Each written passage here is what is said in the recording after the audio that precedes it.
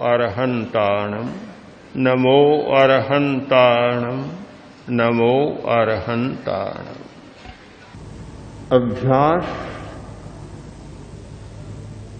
के लिए एक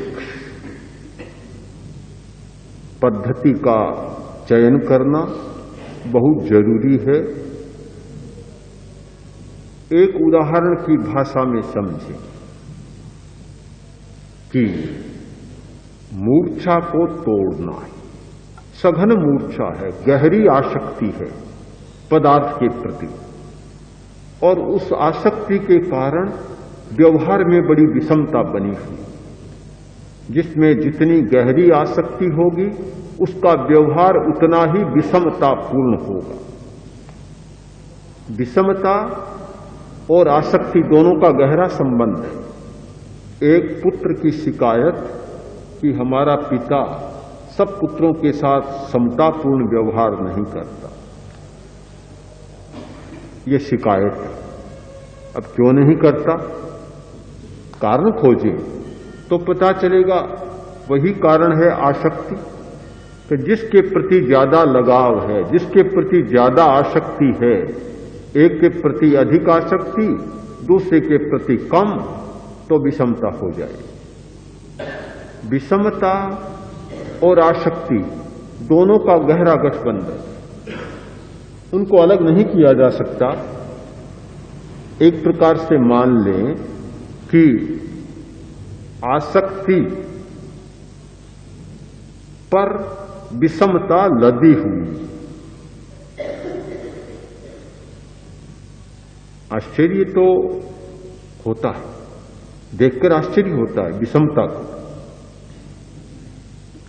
पर उस पर लदी हुई है।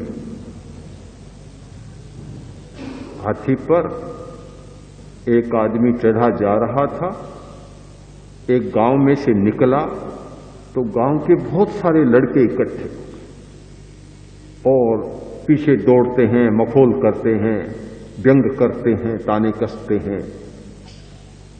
तो ऊपर बैठे आदमी ने कहा, ऐसा लगता है कि तुम लोगों ने कभी हाथी को देखा नहीं, आज नया नया देखा है, इसलिए ऐसा कर रहे हो, ऐसा व्यवहार कर रहे हो।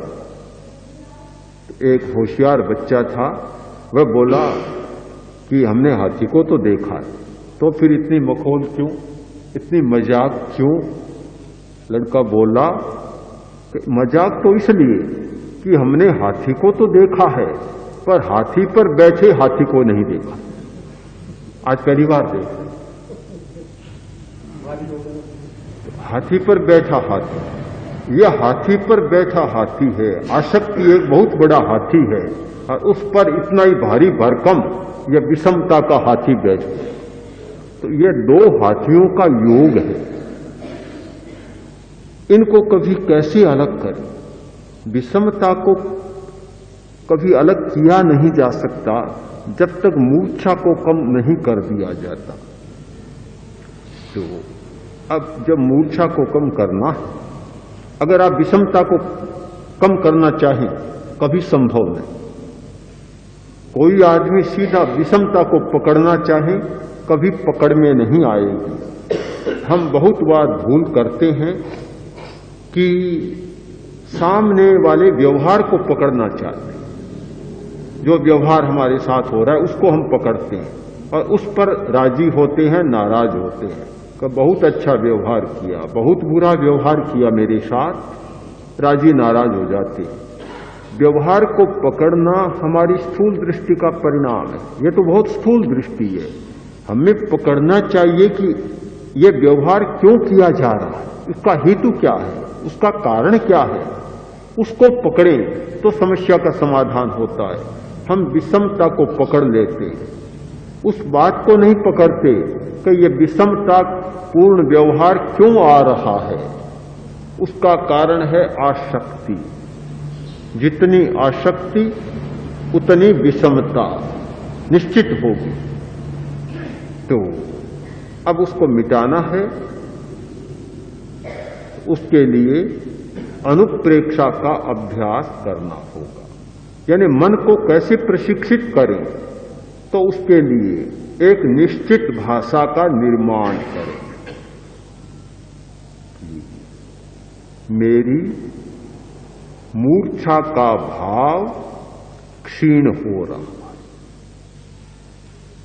मूर्छा का भाव क्षीण हो रहा है।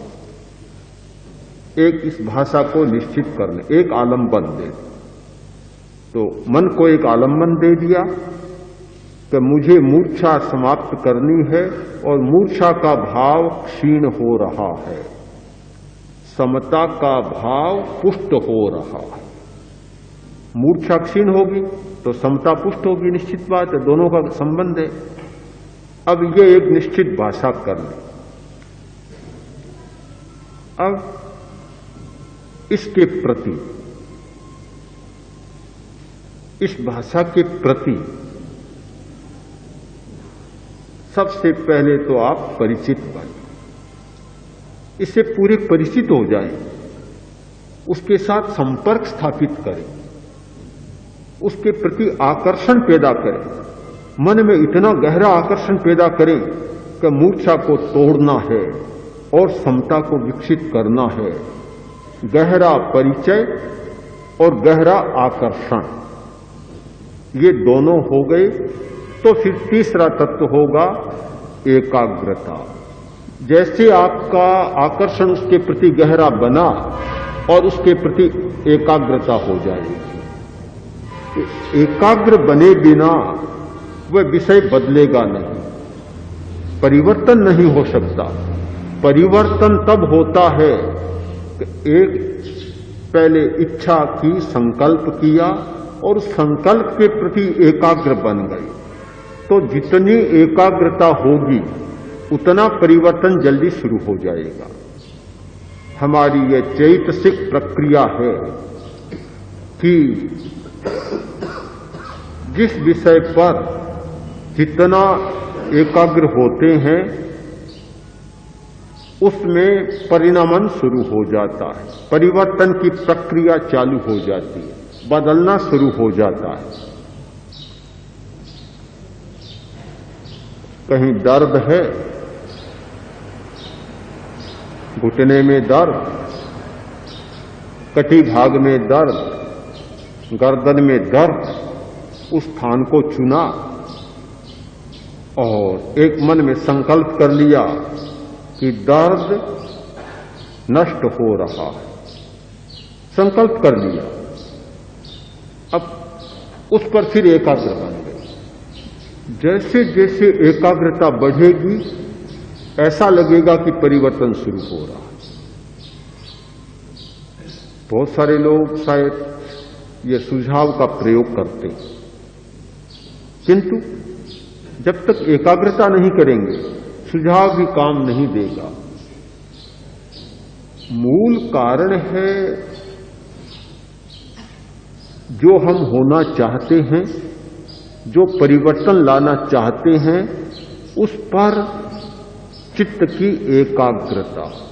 केवल वही बात सामने रहे, दूसरी बात सामने न आए। जब दूसरी बात सामने आती है शक्ति कमजोर हो जाती है। एक ही विषय पर चलते हैं, एक ही बात सामने रहती है तो शक्ति बढ़ती चली जाती है, शक्ति का विकास होता चला जाता है। विषय बदला और शक्ति का स्रोत बंद हो गया। आप लोग जानते हैं इन सारी बातों को, अच्छी तरह से जानते हैं कि शीशे में सूरज की किरणें डाली और आग भी पैदा हो जाती, पर कब केंद्रित हो तब, केंद्रित हो तब है। यह तो नहीं कि बस अभी शीशा रखा, यहां से उठाया, वहां से उठाया, वहां से उठाया, कभी संभव नहीं होगा, बिल्कुल नहीं। जो लोग तेल मालिश करने वाले हैं वे इस बात को अच्छी तरह जानते हैं कि जब तक मालिश के द्वारा तेल को चर्म के भीतर तक नहीं पहुंचा दिया जाता तब तक उसका परिणाम नहीं होता। बस ऐसे चुपड़ा एक हाथ फेरा आगे चले 2 मिनट में पूरे शरीर की तेल मालिश हो गई, परिणाम कुछ भी नहीं आए। वहां कुछ रुकना पड़ता है, जमना पड़ता है। तो इच्छा पर एकाग्र होना होता है। जब इच्छा पर हमारी एकाग्रता हो जाती है तो निश्चित परिवर्तन शुरू हो जाता है। तो पहले एक निश्चित भाषा का चुनाव, यानी संकल्प की भाषा का चुनाव, और फिर उस पर एकाग्रता, ये दोनों बातें होती है तो हमारा काम बन जाता है। अनुप्रेक्षा का अर्थ है एक विषय पर एकाग्र होना। यह विषय का चुनाव है, एक बिंदु का नहीं है। ध्यान की एकाग्रता है एक बिंदु का चुनाव, और अनुप्रेक्षा है एक विषय का चुनाव। इसकी सीमा थोड़ी बड़ी है, सीमा बड़ी है। बच्चे को बांध कर नहीं रखा गया, किंतु एक सीमा कर दी कि घर के बाहर न चला जाए, सड़क पर न चला जाए। ट्रैफिक बहुत है, छोटा बच्चा है, कहीं कुचला जा सकता है, तो दरवाजा बंद कर दिया कि घर के बाहर न जाए, किंतु घर की सीमा में दौड़ लगा सकता है। पूरा मैदान है, चाहे जहां दौड़े। यह है अनुप्रेक्षा। और एक ऐसा होता है कि बछड़े को खूंटे पर ही बांध दिया, यह है एकाग्रता का ध्यान। तो ध्यान में तो विषय वस्तु हमारी बहुत सीमित हो जाती है, पूरा एक बिंदु आ जाता है। अनुप्रेक्षा में विषय बड़ा है पर सीमा जरूर है। यह है विषयगत एकाग्रता। जैसे एक विषय ले लिया कि मन को अनित्यता से प्रशिक्षित करना है, मूर्छा को तोड़ने के लिए, मोह के चक्र को तोड़ने के लिए अनित्य अनुप्रेक्षा का अभ्यास देना है। तो अनित्यता के बारे में आप जितना चिंतन कर सकते हैं, चिंतन करते चले जाएं। पानी का बुलबुला देखा या एक रूपक सामने लिया तो यह पानी का बुलबुला अभी बना और आंख झपकते ही मिट गया। कितना अनित्य। पानी की बूंद ओस पर गिरी हुई है, सूरज निकला और ओस ढल गई। कितना नश्वर, कितनी अनित्य। बिजली कौंधी और दूसरे क्षण ही समाप्त। कितनी नश्वर।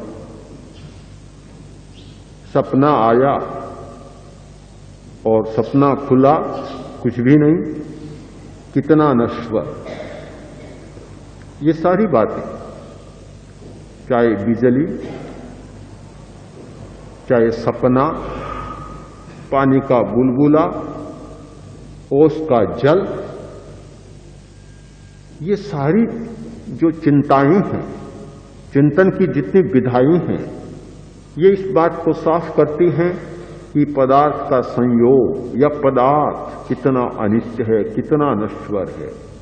ये सारा चिंतन अनुप्रेक्षा में चल सकता है और सारी बातें आती है। देखा कि सूरज उगा है और सांझ के समय देखा कि सूरज तो अस्त हो रहा है। एक अनित्यता का बोध हो गया, अनित्यता की भावना जाग गई। देखा एक दिन, एक प्रत्येक बुद्ध ने देखा कि बैल, आदमी से पूछा कि बैल कहां गया, वह बैल कहां गया। उसने कहा महाराज यही बैल है जिसे आप देखना चाहते हैं। राजा ने कहा रे यह वही बैल है। कितना शक्तिशाली था, कंधे कितने मजबूत थे, कितना पुष्ट था, आज तो बिल्कुल जर्जर हो गया। कोई दूसरा तो नहीं है कि नहीं महाराज वही बैल है, वही बैल जिसकी आप बात कर रहे हैं। एकदम चेतना बदल गई। तो ये सारी विधाएं हैं कि अनुप्रेक्षा में की जा सकती है। सारा चिंतन चलता है, किंतु एक सीमा होगी कि चिंतन अनित्यता को छोड़कर दूसरा विषय नहीं चुनेगा। सारा चिंतन अनित्यता के बारे में ही चलेगा। उस समय नित्यता के बारे में कोई हमारा चिंतन नहीं होगा। यह है अनित्यता की अनुप्रेक्षा। इसी प्रकार जो विषय का चुनाव करें उसी विषय में हमारा चिंतन चलता जाए तो वह उस विषय की अनुप्रेक्षा हो जाएगी।